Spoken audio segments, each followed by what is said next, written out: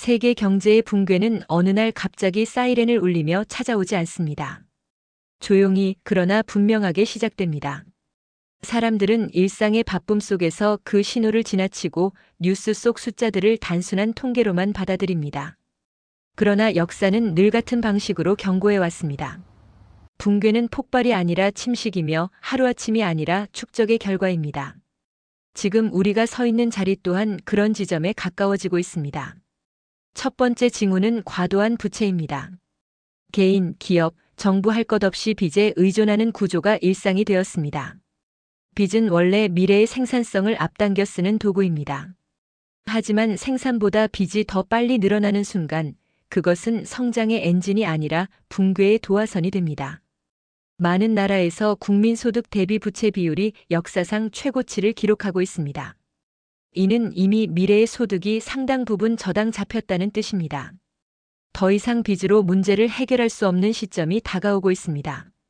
두 번째는 금융 시스템에 대한 신뢰 약화입니다. 사람들은 은행이 안전하다고 믿습니다. 정부가 시스템을 지켜줄 것이라고 생각합니다. 그러나 신뢰는 숫자가 아니라 심리입니다.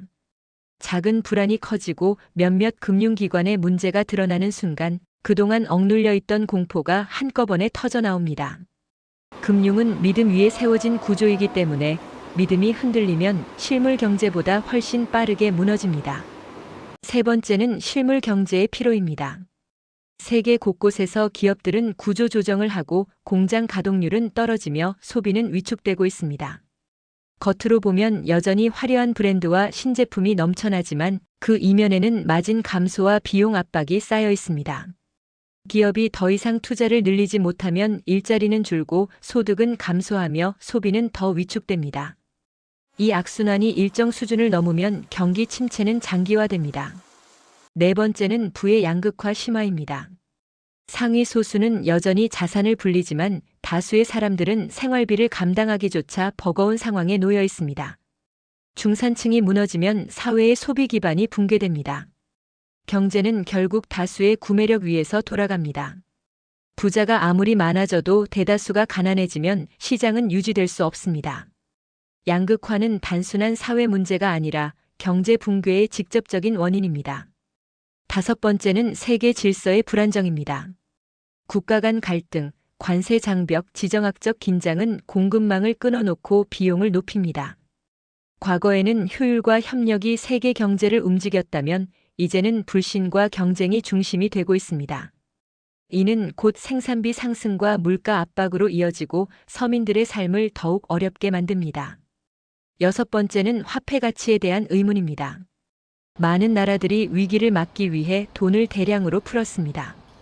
단기적으로는 숨통을 틔울 수 있지만 장기적으로는 화폐 가치 하락이라는 대가를 치르게 됩니다. 돈의 양이 늘어나는데 실물 생산이 그만큼 늘지 않으면 화폐는 자연스럽게 힘을 잃습니다. 사람들은 돈을 믿지 못하고 자산이나 실물로 도피하려 합니다. 이것은 금융 질서의 근간을 흔드는 현상입니다. 일곱 번째는 미래에 대한 기대의 붕괴입니다. 경제는 숫자로만 움직이지 않습니다. 사람들의 기대와 희망이 중요한 동력입니다. 그러나 젊은 세대는 점점 열심히 살아도 나아질 수 있다는 믿음을 잃어가고 있습니다. 이 믿음이 사라지면 소비도 투자도 도전도 줄어듭니다. 사회는 정체되고 경제는 활력을 잃습니다. 이 모든 신호는 서로 연결되어 있습니다. 부채는 금리를 압박하고 금리는 소비와 투자를 위축시키며 위축된 실물 경제는 다시 부채 문제를 악화시킵니다. 양극화는 정치적 갈등을 키우고 갈등은 세계 질서를 불안정하게 만들며 불안정은 다시 경제를 흔듭니다. 이것이 바로 붕괴가 시작되는 구조입니다.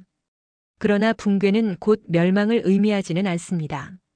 붕괴는 오래된 시스템이 한계에 도달했다는 신호이며 새로운 질서로 가기 위한 통과 과정일 수 있습니다. 문제는 이 과정에서 누가 준비되어 있느냐입니다. 개인에게 가장 중요한 것은 속도를 늦추는 것입니다.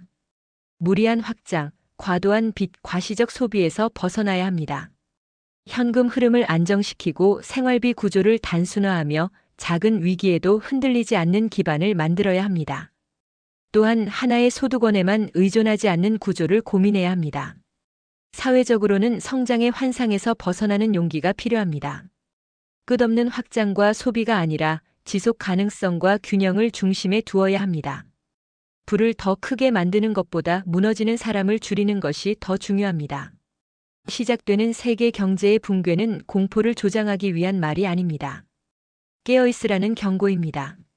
지금의 흐름을 직시하고 자신의 삶을 다시 점검하라는 메시지입니다. 위기는 준비된 사람에게는 위험이 아니라 전환점이 됩니다. 우리가 선택해야 할 길은 분명합니다. 더 빨리 달리는 것이 아니라 더 단단해지는 것입니다.